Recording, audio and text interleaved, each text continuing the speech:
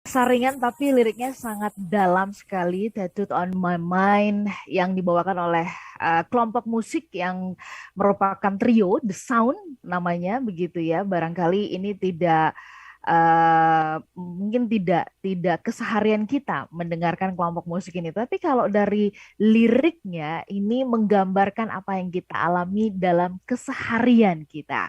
Selamat pagi smart listener dan juga sahabat yang bergabung.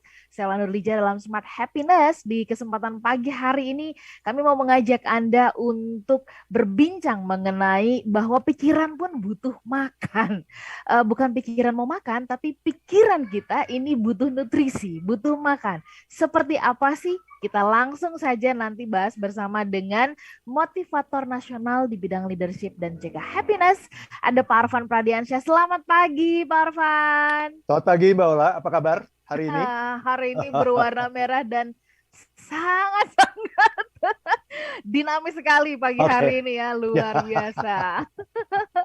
ya. Batiknya bagus, Pak Arfan. Ya terima kasih Mbak Ola. Ya, saya memang Oke. pengoleksi batik sih. Oh, oke. Em, ini kita jadi tahu nih, Van, kalau Pak Arfan koleksi batik. Oke, Pak Arfan, dari lagunya, kan dari musiknya itu memang ringan ya, tapi kalau Ya, kita kemudian dalami liriknya ternyata nggak ringan loh dari liriknya. betul. Nah, boleh nggak nih dari lirik yang dibawakan oleh The Sound ini di bagian mana yang Pak Arfan ingin memberikan highlight dulu, penekanan. Silakan, Pak Ya, Arfan. terima kasih banyak Mbak Ola ya. Jadi judul lagunya ini Tattooed on My Mind gitu ya. Kalau Iya, bahasa Indonesianya tuh terpatri dalam pikiranku gitu. iya, iya, Ya, jadi seperti tato lah gitu ya. Jadi iya. tattooed on my mind, terpatri dalam pikiranku. Jadi lagu ini bercerita tentang curahan hati seorang wanita yang tidak bisa pindah ke lain hati gitu ya, tidak bisa berhenti memikirkan sang kekasih gitu, sudah terpatri di dalam pikirannya. Oke. Ya. Jadi dia bilang begini, maybe you soon forget about all. Mungkin kamu akan segera melupakan semuanya. Or maybe you'll miss it like I do. Atau mungkin kamu akan merindukannya seperti aku. Ya. Mhm, But one thing for sure, tapi satu hal yang pasti, I'm all knocked out. Aku kalah terkena sihirmu, katanya gitu. mhm, I spend too much thinking, I spend too much time thinking of you. Aku menghabiskan banyak waktu untuk memikirkanmu. Nah, mhm, and I can't get you out of my dream. Ya, aku tidak bisa mengeluarkanmu dari mimpiku. mhm. Now I know you are the dangerous first kind gitu ya. Jadi dia bilang, sekarang aku tahu bahwa kamu itu berbahaya. And your smile is tattooed on my mind. Dan senyummu selalu terpatri dalam pikiranku. Cause I can't get you out of my dream. Karena aku tidak bisa mengeluarkanmu dari mimpiku. Jadi ini masalah pikiran Perasaan. sebetulnya ini ya. Karena Mhm, pikiran kita sudah kita patok pada sesuatu atau pada seseorang, akhirnya kita nggak bisa kemana-mana gitu. mhm, Ya, kita sudah mhm, terjebak dalam pikiran kita sendiri gitu Mbak Ola. mhm, Itu namanya mhm. tattooed on my mind gitu. Oke. Ada nggak sih smart listener kalau dari lagu tadi gitu ya, dari gambaran lagu tadi Anda yang mengalami kondisi seperti itu, seperti terhipnotis begitu ya, sudah terpaku banget gitu terhadap sesuatu. Kan ini nggak hanya urusan ya ini gambarannya si wanita tadi kepada pria ya Pak Arfan ya, tapi kan ini juga berlaku dalam banyak hal kan Pak Arfan ya. Bisa Betul, betul. saja ini adalah apa ya ya harta misalnya atau jabatan mungkin begitu ya atau sesuatu yang kita anggap itu sangat-sangat berharga banget gitu kan. Nah, nanti kita akan bahas bagaimana supaya apa yang ada di dalam pikiran kita ini gitu kan bisa nggak sih kita mengontrol pikiran atau justru pikiran yang mengontrol hidup kita? Kalaupun iya, harus seperti apa nutrisi yang kita kasih supaya kita tidak menjadikan itu racun gitu kan. Kita bahas ini ya smart listener dan Anda boleh berbagi bersama kami melalui WhatsApp di 0812 11 12 959. Kami juga sedang live di YouTube dan juga di Facebook, so Anda bisa live chat kami. Dan buat Anda yang menjumpai kami di live di Jux Music, Anda juga bisa chat ya sambil Anda informasikan Anda posisinya di mana. Kami jeda sesaat untuk beberapa informasi berikut ini. Buat Anda yang baru saja menyimak kami di kesempatan pagi hari ini dalam Smart Happiness, kami mengajak Anda untuk membahas mengenai bahwa makanan buat pikiran ya. Pikiran kita ini butuh makanan. Kita bahas nanti lebih lanjut, banyak sekali pertanyaan-pertanyaan barangkali di benak Anda yang mungkin juga sudah ingin Anda tanyakan. Silakan Anda boleh share di 0812 11 12 959. Tapi sebelum Anda juga berbagi sesuai dengan topik kita, boleh dong saya terlebih dahulu nanya gitu ya kepada Anda, dan silakan boleh dijawab juga ya melalui nomor yang tadi atau juga di YouTube di kanal Smart FM, di Facebook di live chat kami. Nah, Anda bisa pergunakan. Nah, apa yang dalam waktu dekat ini biasa Anda pikirkan ya? Apakah terkait keluarga, anak, istri, pekerjaan? Artinya yang benar-benar sangat memeras pikiran Anda perhatiannya sampai ke situ banget gitu ya. Silakan Anda boleh sharing ya ke 0812 11 12 959.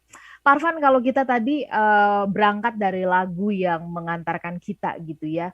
Ini kan ada sesuatu objek yang mengikat, yang menguasai gitu ya.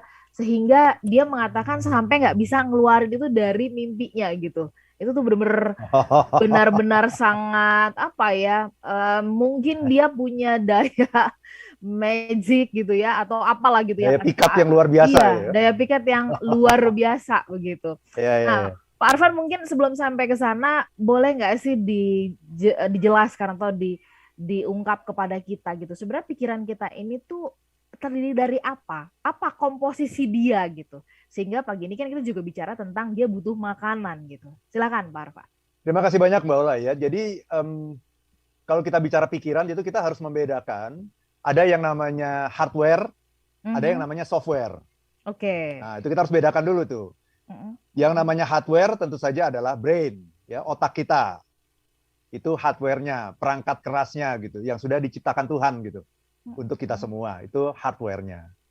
Nah, ada lagi software-nya. Nah, kalau tadi hardware-nya adalah brain, software-nya adalah yang namanya mind gitu. Mind itu adalah pikiran. Pikiran yang harus kita create, yang harus kita ciptakan gitu, Mbak Ola. Jadi kemudian nanti ada yang namanya mind, ada lagi yang namanya thought. Kalau dalam bahasa Indonesia agak susah membedakannya ya. Tapi kalau mind itu lebih kepada kebun ya. Kalau Anda membayangkan itu sebuah kebun atau sebuah taman bunga gitu ya, itu kebunnya itu namanya yang namanya mind, pikiran. Kemudian thought itu adalah pohon-pohonnya, tanaman-tanamannya, bunga-bunga yang ada di sana, itu namanya thought gitu. Jadi ada thought, ada mind nanti. Nah, tugas kita setiap hari itu adalah memberi makan pada pikiran kita ini, supaya kebunnya subur, tamannya subur, dan tumbuh-tumbuhan, pohon-pohonan yang ada di sana juga tumbuh dengan subur. Karena sesungguhnya Mbak Ola, makanan yang dibutuhkan oleh pikiran kita itu jauh lebih banyak daripada makanan yang dibutuhkan oleh perut kita. Kalau saya tanya kepada Mbak Ola nih, mewakili Smart Listener ya, perut kita butuh berapa kali makan dalam sehari, Mbak Ola? Kalau saya 1 kali. Tapi itu agak umumnya extraordinary itu ya. Agak extraordinary ya, tapi umumnya kita butuh 3 kali ya. Katakanlah 3 kali lah. Orang tahu 3 kali sehari. Betul, Pak Arfan. Jadi perut kita butuh makanan 3 kali dalam sehari. Pertanyaan saya, kalau pikiran kita butuh makanan berapa kali dalam sehari? Wah, saya merasa setiap waktu nih. Betul, betul. Setiap waktu, setiap saat, setiap detik pikiran kita butuh makanan. Karena pikiran kita ini bekerja terus, Mbak Ola. Tidak pernah berhenti bekerja, bahkan ketika kita tidur sekalipun, pikiran kita tetap bekerja. Buktinya apa coba? Pikiran kita bekerja ketika kita tidur. Kita mungkin saja bermimpi gitu ya pada saat kita tidur. Betul. Jadi ini diteliti dengan sangat luar biasa ya oleh seorang psikolog kenamaan, ya, tokoh psikoanalisis yang namanya Sigmund Freud gitu ya. Jadi saya baca itu bukunya tebal sekali ya. Dia menulis buku itu tahun 1902. Bayangkan gitu ya. Tahun 1902 itu. Waktu itu bahkan belum ada ilmu psikologi itu ya. Jadi dia menulis buku itu mengenai mimpi. Dan mimpi itu menjelaskan bahwa ketika kita tidur, ternyata pikiran kita terus bekerja gitu. Di situ muncullah kenangan kita pada masa muda, pada masa kanak-kanak, ada kejadian yang kita alami di siang hari, ada hal-hal sepele yang waktu kita mengalaminya kita lupakan. Tapi kemudian ternyata itu tersimpan dalam subconscious mind kita, bawah sadar kita, dan diproses oleh otak kita bahkan ketika kita tidur. Nah, yang ingin saya katakan di sini adalah otak kita itu tidak berhenti bekerja, dia selalu memproses. Nah, sekarang pertanyaannya adalah ada makanan atau tidak ada makanan, dia harus memproses. Sama saja kayak perut kita ya. Kalau perut kita dibiarkan kosong, dia kan ususnya bekerja terus tuh, diputer terus tuh. Tapi karena nggak ada makanan yang masuk, akhirnya jadi sakit kita. Nah, itulah yang namanya sakit mah atau apa namanya sakit-sakit perut yang lain gitu. Ya. Jadi ketika kita tidak mengisi pikiran kita dengan makanan, pikiran kita terus bekerja terus. Terus pertanyaannya, apa yang makan, yang dicerna? Gitu. Ya. Iya. Apa yang dicerna? Apa yang dikunyah? Kalau tidak ada, ya dia tetap bekerja. Terus apa? Dia akan mengeluarkan memori-memori yang ada di dalam pikiran kita, yang sudah kita tanam sejak lama dalam pikiran kita. Dia akan dikeluarkan, akan diproses. Ya, dan ternyata penelitian dalam bidang psikologi positif menemukan bahwa 60% dari hal-hal yang tersimpan di kepala kita itu adalah hal-hal yang negatif. Kenapa begitu? Karena begini, Mbak, kalau kita mengalami hal-hal yang positif, itu kita akan segera melupakan. Ya kan? Cenderungnya begitu ya. Kalau misalnya ada orang yang menolong kita, misalnya, pagi hari ini menolong kita, membangunkan kita dari tidur, misalnya gitu.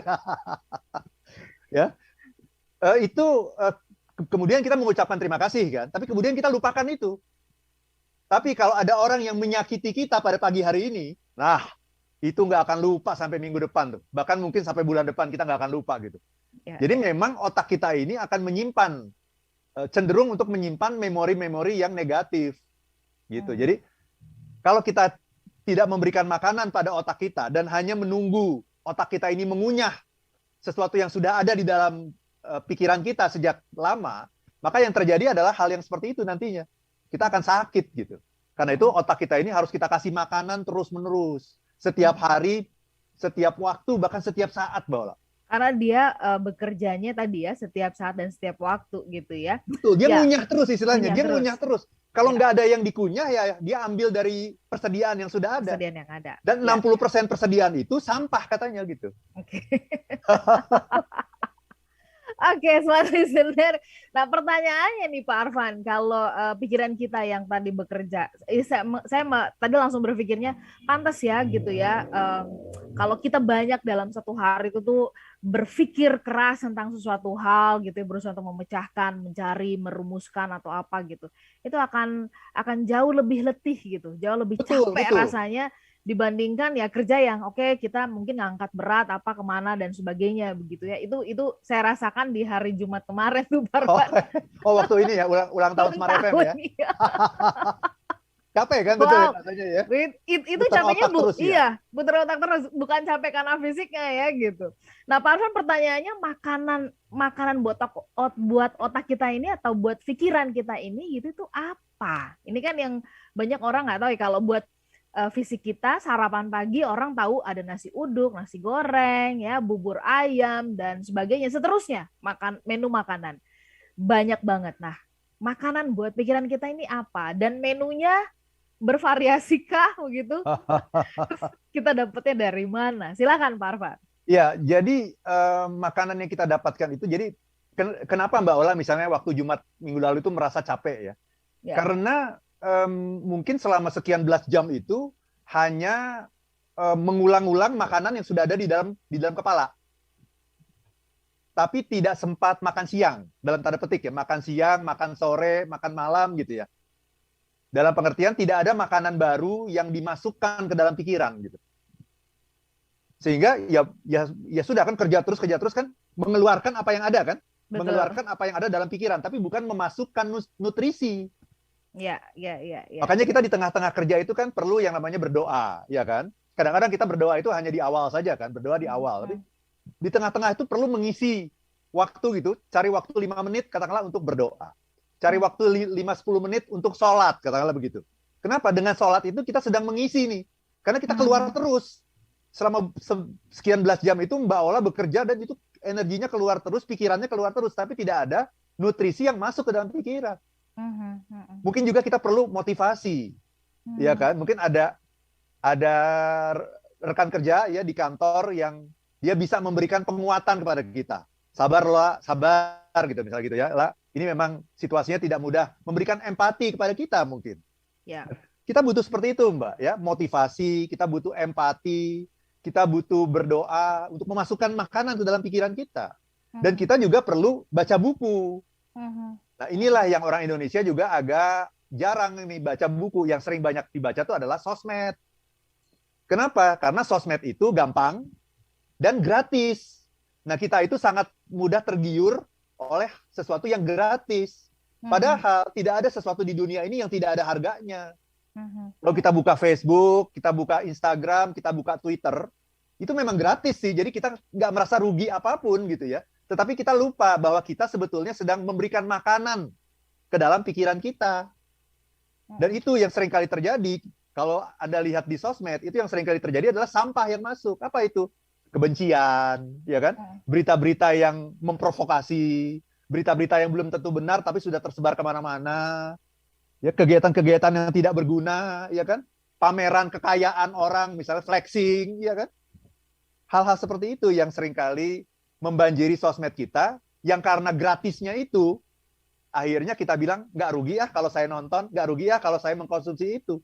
Padahal kita sedang memasukkan racun sebetulnya dalam pikiran kita. Dan itu akan mengendap nanti.